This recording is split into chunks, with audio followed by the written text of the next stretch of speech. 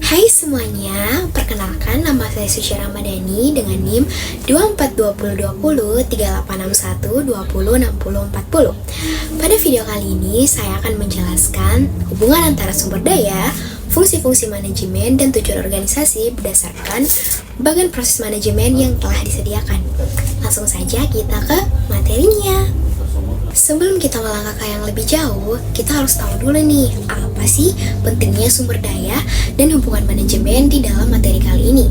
Manajemen adalah hal penting dalam dunia bisnis, di mana ini menjadi penghubung antara sumber daya yang dimiliki dan tujuan yang ingin dicapai. Mari kita bahas satu persatu dan lihat bagaimana semuanya saling terhubung dalam satu bingkai bagian proses manajemen. Sebelum kita beralih ke materi, saya berharap kalian semua yang menonton video ini dapat memberikan kalian ilmu yang lebih bermanfaat dan lebih tahu bagaimana sih proses manajemen itu. Guna atau fungsi sumber daya ini sangat penting dalam dunia manajemen. Kenapa? Karena sumber daya merupakan bahan dasar yang dikelola untuk mencapai suatu tujuan organisasi. Ini akan saya tampilkan beberapa sumber daya yang akan disebutkan pada materi kali ini. Langsung saja kita mengenal apa saja sih sumber daya itu. Yang pertama yaitu sumber daya manusia. Sumber daya manusia merupakan penggerak utama dalam kegiatan organisasi.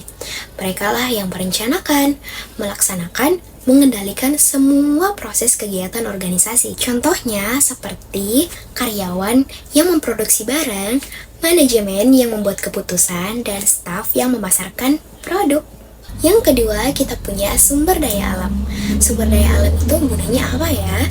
Sumber daya alam itu gunanya untuk menyediakan bahan baku untuk proses produksi. Contohnya seperti kayu untuk industri mebel, air untuk industri minuman, dan logam untuk industri otomotif. Yang ketiga, kita punya sumber daya finansial. Sumber daya finansial mendukung semua aktivitas organisasi, termasuk membayar gaji, membeli bahan, investasi, dan operasional lainnya. Contohnya seperti modal usaha, dana operasional harian, dan dana darurat. Yang keempat, kita punya sumber daya informasi. Apa sih itu sumber daya informasi? Sumber daya informasi adalah data atau wawasan yang mendukung pengambilan keputusan yang tepat.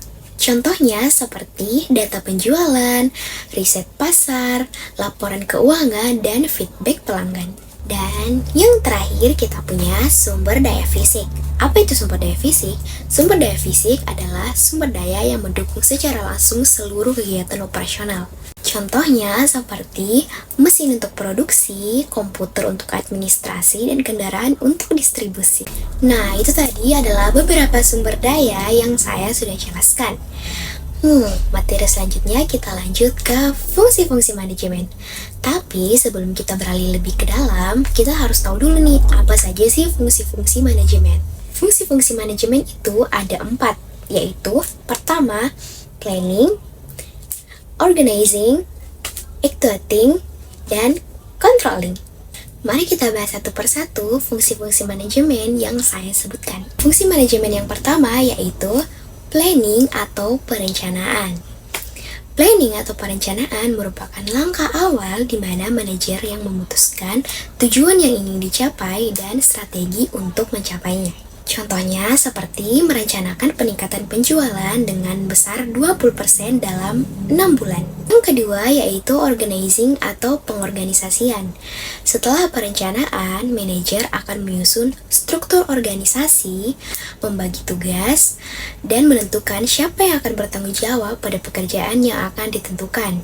Kenapa sih organizing atau pengorganisasian ini penting untuk fungsi manajemen? Gunanya agar semua kegiatan berjalan sesuai dengan yang terkoordinasi oleh manajer. Yang ketiga, kita punya actuating.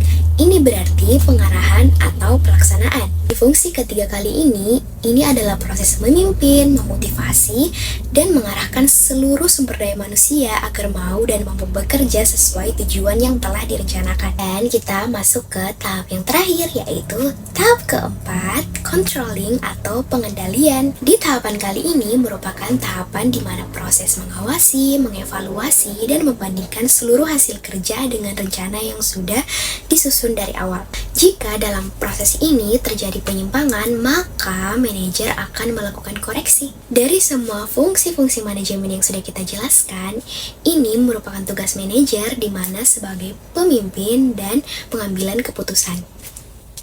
Itulah tadi materi fungsi-fungsi manajemen yang sudah kita jelaskan.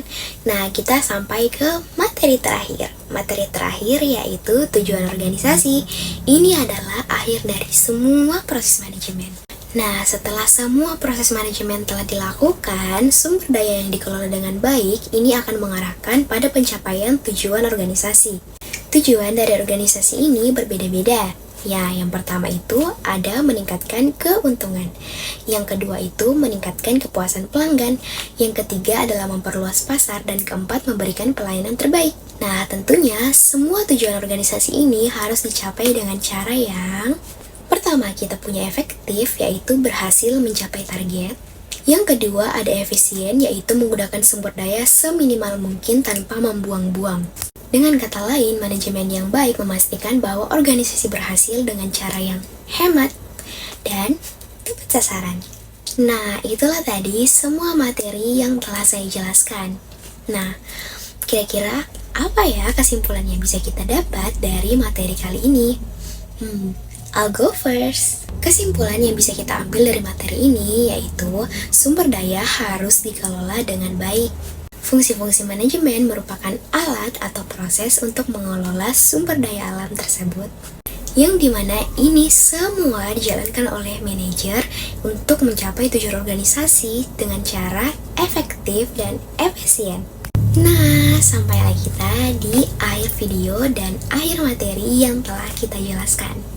Saya Suci Ramadhani, selaku dari Perbankan Syariah B, berharap semoga ilmu ini dapat bermanfaat bagi kalian semua yang menonton dan dapat mengetahui apa sih tadi hubungan antara sumber daya, fungsi-fungsi manajemen, dan tujuan organisasi.